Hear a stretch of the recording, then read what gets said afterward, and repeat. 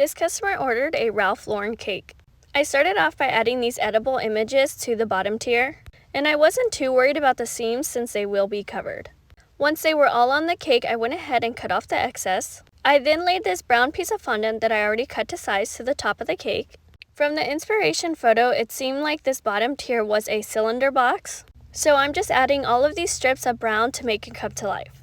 Once I had the top and the bottom strip done, I went ahead and covered all of the seams with a much slimmer piece, and I used my X-Acto knife just to give it that exact cut. I then applied the handles. It's going to be one on the front side and one on the back.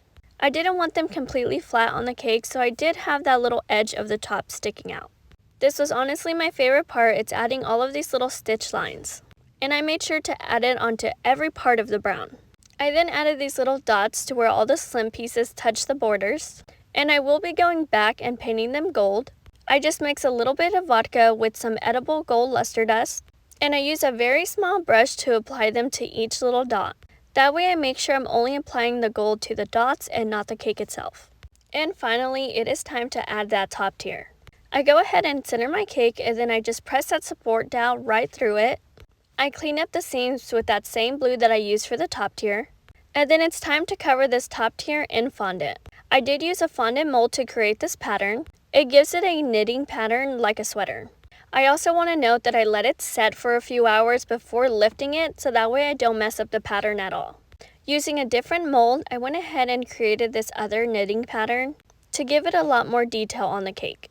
Now, to cover that extra space left over, I went ahead and just did 2 borders of the same pattern. And I did make sure that the base was blue just in case anything peeked through, you couldn't see it. Adding all the little details now, I made this fondant bow yesterday and allowed it to set overnight.